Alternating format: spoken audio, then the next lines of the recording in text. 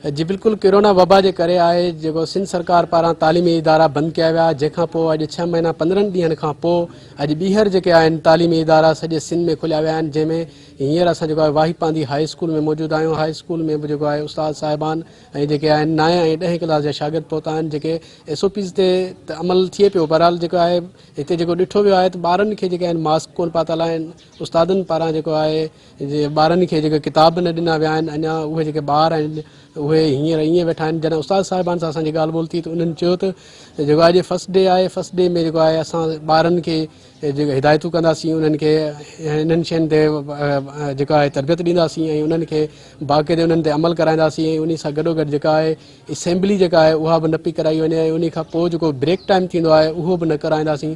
उन सां इहो आहे जो ॿारनि जी मेल जोल थींदी आहे उन जे लाइ। ऐं उन खां अलावा हिते जेको पाणी आहे पीअण जो या ॿियूं शयूं आहिनि इस्तेमालु जूं, उन्हनि ते बि थोरो ख़ासि नज़र रखी वेंदी। जी।